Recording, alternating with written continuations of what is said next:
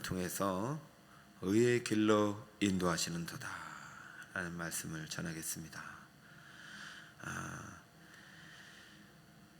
복 있는 자가 누굽니까? 여호와가 나의 목자가 되시는 사람입니다. 복 있는 자가 누구입니까?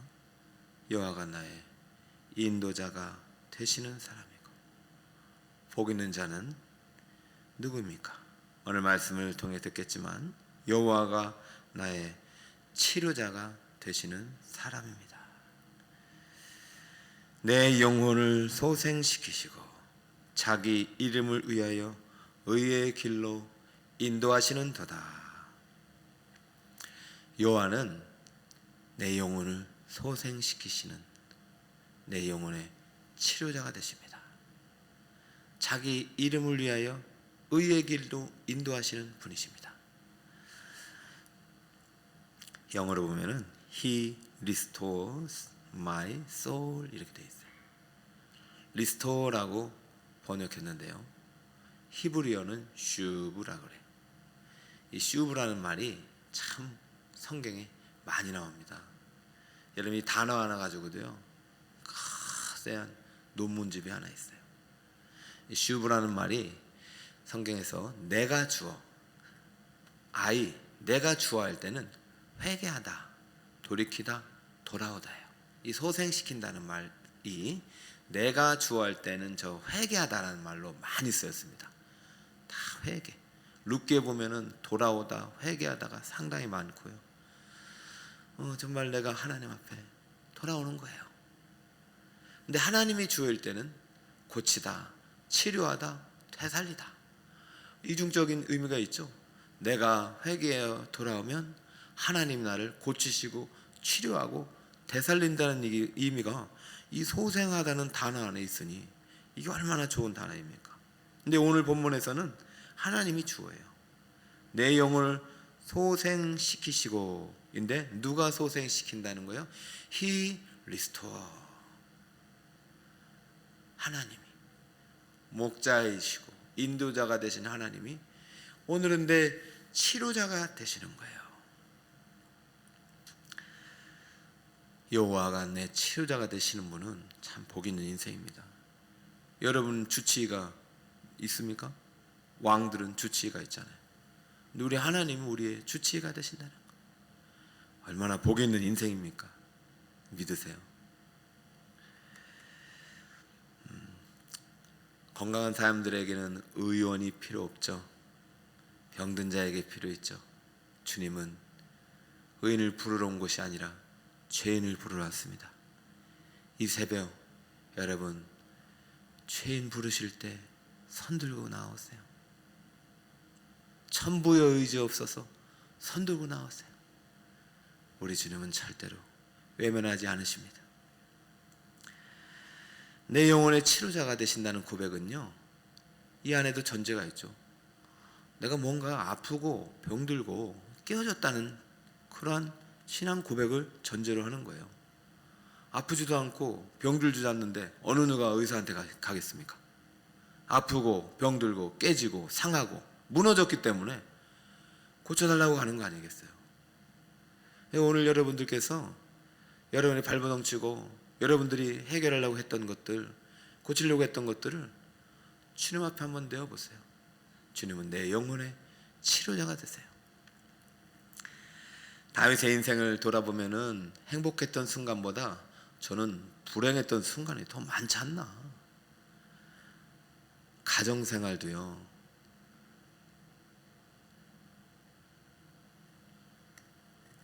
다 나와 있지 않지만 단면을 보여주는 거예요. 아버지가, 다른 형들은 다 그냥 사무엘 올 때 맞이하게 하지만 그 다윗은 그냥 일 시키고 오지도 않게 하고, 그렇다고 해서 그가 사울의 간택을 받아서 공직자에 올랐다고 해서 좋은 거냐? 잠깐이에요. 곧바로 하나님은 그 창문에서 뛰어넘게 하셔서 광야길을 10년 넘게 걷게 하시고, 왕이 되어서도 그래 내가 볼 때는 물론 행복하죠. 좋죠. 그런데 오히려 왕이 안 됐으면 더 좋았겠다라는 생각이 들어요, 보면은. 왜냐하면 그는요, 인간적으로 보면 성공한 사람이죠. 최고의 지위까지 올랐으니까. 그러나 부모의 관점에서 보면 빵점이에요, 빵점. 참 성경의 모든 인물들이 부모님의 관점에 보면 빵점이에요. 오늘 설교를 듣고 이 새벽에 참여하신 분들 중에 정말 내가 부모님으로서는 빵점이다, 그럼 오늘 주님 앞에 나오세요. 이제라도 제대로 역할을 해야죠. 다윗은요, 큰아들을 잃었어요. 셋째 아들을 잃었어요. 그는 헤브론과 예루살렘에서 7년 33년 이렇게 통치를 했는데, 헤브론에서 아들을 좀 낳았어요. 많이 낳았는데 첫째 아들과 셋째 아들 암논과 압살롬을 잃었어요. 여러분, 아들을 먼저 보내는 것은 참 이게 너무 가슴 아픈 일이에요. 근데 둘이나 보냈다니까요. 그리고 그것도 그냥 보낸 게 아니에요. 아주 비참하게 죽었어요. 특히 셋째 아들, 첫째 아들은 뭐 이따 말하겠지만 셋째 아들 압살롬이라는 사람은 사진을 보면 저렇게 죽었어요. 말을 타고 달려가다가 저 나뭇가지에, 저 친구가 압살롬인데요, 참 장래가 촉망받던 인물입니다. 정말 물론 암놈이 장자여서 이제 왕위를 물려받으려고 했지만, 저 친구가 그렇게 얼굴도 잘생기고 머리도 참 멋지고 키도 크고 참 인기가 많았던 친구였는데, 그만 말 타고 저렇게 가다가 머리가 걸려가지고 나무가지 상수리 나무에 걸려가지고 매동매동 매달려 있던 것을 저 압살롬을 쫓아왔던 그 사람들이 죽였는데, 저 압살롬을 죽인 사람이 누구냐면 다윗을 평생 동안 도왔던 다윗의 군대 장관이고 했던 요압이라는 대장군이에요. 지금 무슨 말을 지금 목사님 하고 계신가? 여러분, 지금 그 사무엘 상하 다윗 왕의 역사 일대기를 우리가 성경을 읽어보면 너무 재밌는 이야기도 되면서, 야, 이런 이야기가 성경에도 있나 할 정도로 그런 엄청난 이야기들이 많아요. 비극.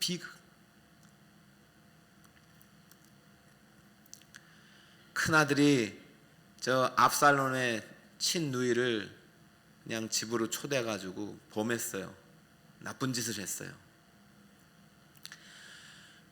엄마가 다르니까 가정이 평안할 리 있겠습니까? 그런 마음들이, 엄마가 다르니까 이 자식들이 엄마가 많이 달라요. 근데 제 여동생을 큰아들이 범해가지고 호시탄탄 노리다가 결국은 기회를 봐서 압살롬의 큰아들을 그냥 죽여버렸어요. 왜? 아버지 다윗이 분명히 내 친동생을 범해서 잘못된 큰아들 암놈을 혼냈어야 되는데 안 혼낸 거예요. 신앙교육을 시켰어야 되는데 안 한 거예요. 7계명을 어기면 안 되죠. 그런데 그 큰아들이 7계명을 어긴 거예요.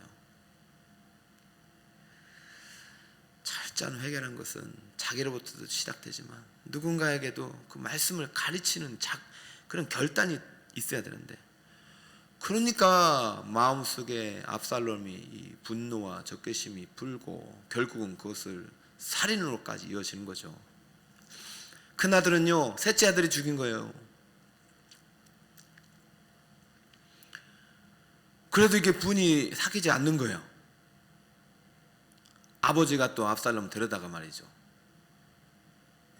뭐라 하니까 결국 압살롬이 반란을 일으키고 반역을 해가지고 군대를 일으켜가지고요, 백성들의 마음을 다 빼앗아 버려서 다윗을 왕에서 몰아냅니다. 이게 다윗의 역사에 있는 거예요. 그러니까 다른 정적들이나 원수들이 아니에요. 결국은 사울 왕으로부터는 자기는 보호를 받았는데 도대체 이제 자기 아들한테 쫓기게 생겼으니 이때 그 비참한 심정은 아무도 알 수가 없는 거예요. 역으로 지금 다윗 왕의 어떤 그 가정사를 지금 잠깐 소개하지만, 여러분의 가정사도 한번 돌아보세요. 정말 여러분이 혹시라도 실패한 부모라면 오늘 다윗왕의 이야기를 듣고 내 영혼을 소생시키는 우리 하나님을 만나시길 바랍니다. 치료자 되시는 하나님께 나아오세요. 그 아들에게 반란군에 쫓겨서 광야길을 걸어가면서 지은 시가 시편 3편이에요. 압살롬으로 도망할 때 지은 시. 그 시를 여러분 읽어보세요. 얼마나 어둡습니까? 그래, 그것이 자신의 대표시로 적은 것은 가장 힘들고 어렵고 비참하고 초라할 때 자기는 실패자이다. 이렇게 다윗은요 참 용기 있는 왕입니다. 어찌 보면 정직한 왕이고 나 실패자입니다. 이 시편을 사랑하는 많은 독자들에게 1편 2편 다음에 자기의 이름을 내건 대표시를 압살롬에게 쫓김을 당했다. 나 이런 사람입니다. 나 이런 사람입니다. 이게 용기 있는 거예요. 어쩌면 하나님 앞에서 하나님 나 실패자야, 나 잘못해서 나는 나쁜 아빠입니다 이렇게 말하는 거예요. 여러분, 나 나쁜 아빠예요.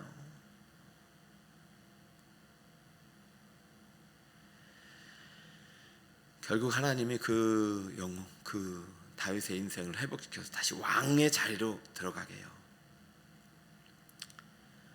근데 다윗은 전혀 기쁘지 않아요. 왜요? 왕으로서는 성공하고 있잖아요. 인생으로서는 성공하는데 아버지로서는 실패했으니까. 그런데요, 참 암논을 압살롬이 죽인 게 아니에요. 압살롬을 요압이라는 장군이 죽인 게 아니에요. 이 두 아들을 누가 죽였느냐? 다윗이 죽인 거예요. 다윗이. 이 모든 것이 어디서부터 시작되느냐? 사무엘하 11장 밧세바를 범하고 그 죄를 은닉하고 또 밧세바의 남편 우리아를 유도사진해서 그 죄를 은닉하고 아무렇지도 않게 죄를 덮고 살아갔던 그 다윗을 향한 하나님의 진노의 채찍의 결과가 오늘 여기까지 오는 거예요. 여러분, 죄를 가볍게 여기면 절대 안 됩니다. 여러분, 혹시라도 지금 잘못된 죄를 짓고 있거든, 명백한 죄를 짓고 있거든, 지금 당장 끊어야 됩니다. 하나님이 싫어하는 죄는 당장 끊어야 돼요. 우리 십지계명에서 어긋나는 죄는 당장 끊어야 돼요. 내가 하나님이 아닌 다른 길, 복 있는 자의 길이 아니라 악인의 길을 걷고 있거든, 당장 돌아야 돼요. 아이고, 잘못해도 회개하면 용서하시지. 용서합니다. 그러나 죄가가 있다니까요. 형벌이 있다니까요.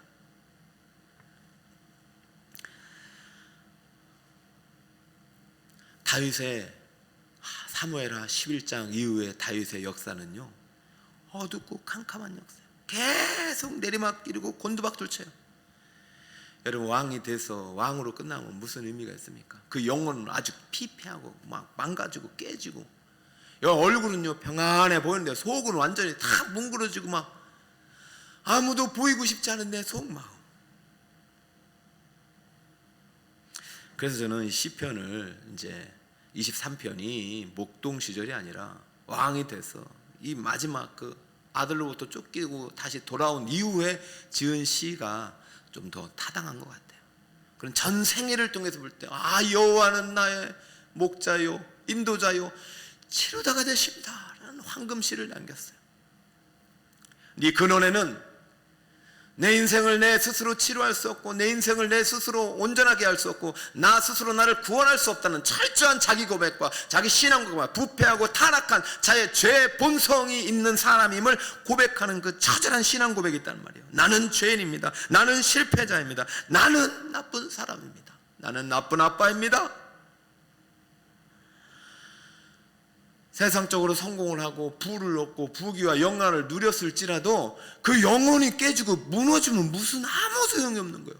우리의 육신은요 막 무슨 불로초를 먹고 좋은 거 먹어가지고 100년 120 아니 최장수가 120세 안 되시더라고요. 아무 소용없는 거. 우리 육신은 결국은 죄로 인하여 죄값으로 이 땅에 들어갈 수밖에 없어요. 그 영혼을 구속하시고 우리에게 새 영혼, 새 부활의 몸을 주시는 하나님만 소망이 있다니까요. 여러분, 우리의 육신을 위해서는요 약간의 유익이 있을 뿐이에요. 육신을 위한 기도 제목 들어주시죠. 그러나 정작 중요한 건 내 영혼이에요. 내 영혼이 하나님의 관심이에요. 네 영혼이 잘 되길 바란다. 이 부자야, 오늘 네 밤에 네 재물을 다 네 영혼을 취하면 네 재물은 다 누구께 되겠느냐? 이 어리석은 부자야. 건강 붙잡고 재물 붙잡고 살다가 마지막 날에 내 영혼을 잃어버리는 어리석은 자가 되지 않기를 소망합니다.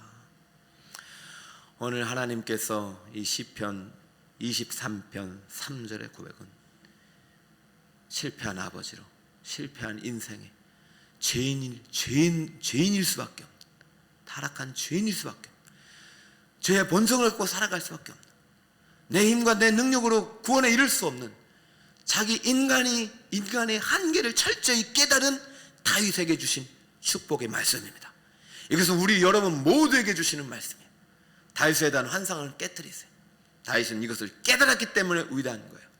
그의 회개가 엎드림이 축복이지 그의 업적이 축복이 아닙니다.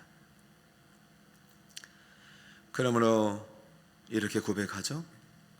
내 육체를 소생시키지 않고 내 영혼을 소생시키시고, 내 영혼을 소생시키고. 나는 실패한 아버지입니다. 그래, 이제 알았어. 이제 알았어. 그러니 이제라도 네 영혼의 목자가 되고 영혼의 인도자가 되고 영혼의 치료자가 되신 나에게로 돌아오라. 다윗의 인생은 계속 반복되는 거예요. 회개하고 돌아오고.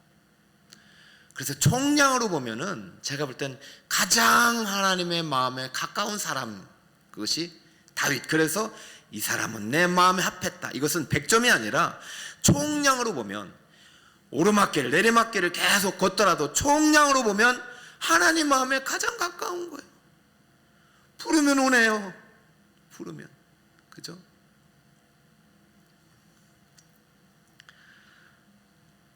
파라클레토스가 보혜사라고 그랬잖아요. 성령께서.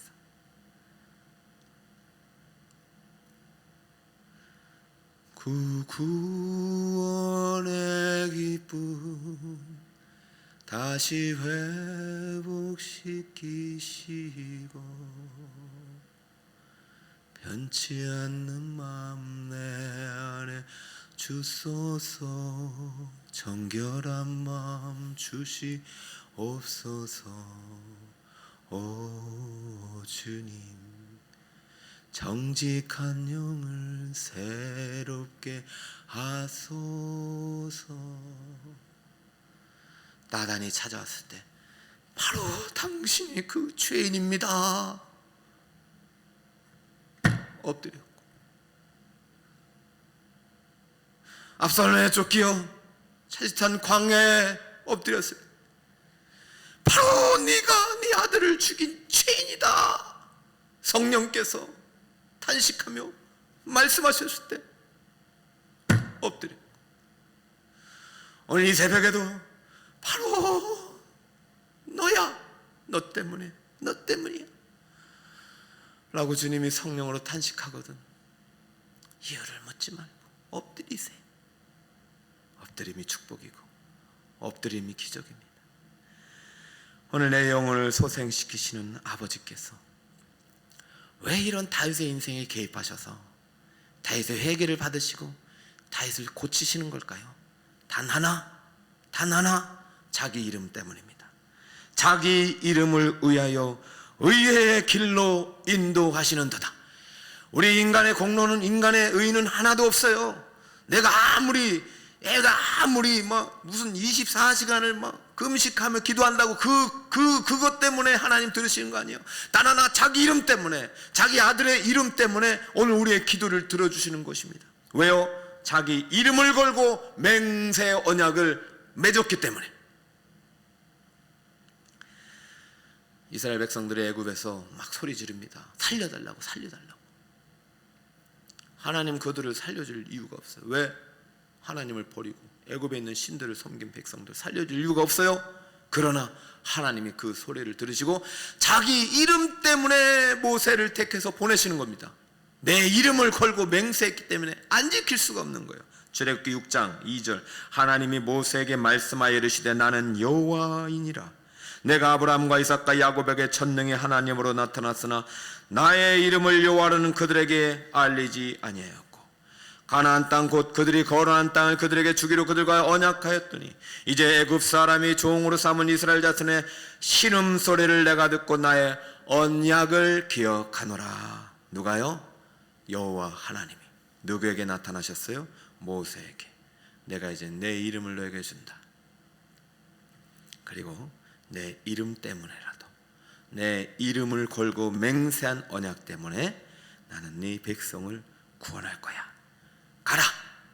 나는 네 백성을 고칠 거야. 가라. 사랑하는 여러분, 하나님은 맹세 언약으로 아들 예수를 우리에게 주셨고 그 이름을 우리에게 주셨습니다. 그럼 우리는 오늘 그 이름을 의지하여 자기 이름으로 인하여 의의 길로 인도하시는 하나님 앞에 우리는 기도할 수 있고, 우리는 탄식할 수 있고, 우리는 하나님께 우리의 다친 영혼, 아픈 영혼, 죽은 영혼을 드릴 수 있는 거예요.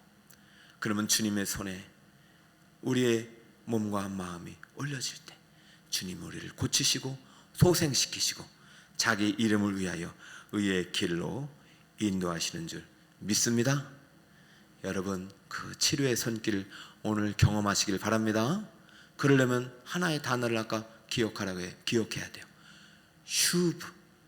슈브는 내가 주어일 때는 회개하다, 돌아오다, 하나님께 돌이키다, 고치다, 안하다, 다시.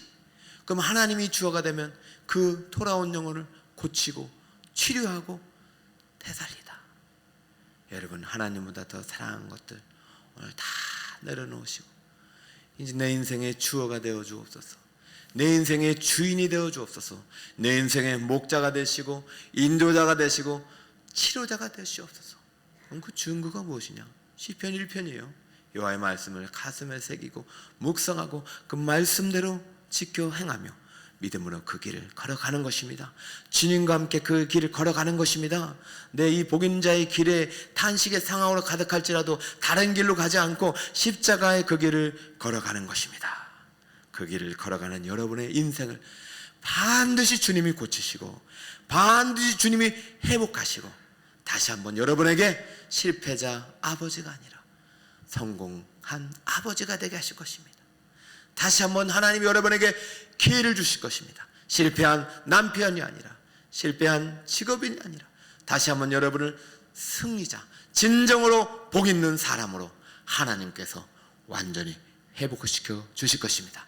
이 회복의 은혜가, 이 치료의 은혜가 우리 북서울 꿈에게 모든 성도들의 심령 가운데 충만히 부어주시기를 예수님의 이름으로 축원드립니다. 요약하고 기도할게요. 월요일에는 여호와가 나의 목자가 되시고, 그럼 내가 양이 돼야 돼요. 화요일은 여호와가 나의 인도자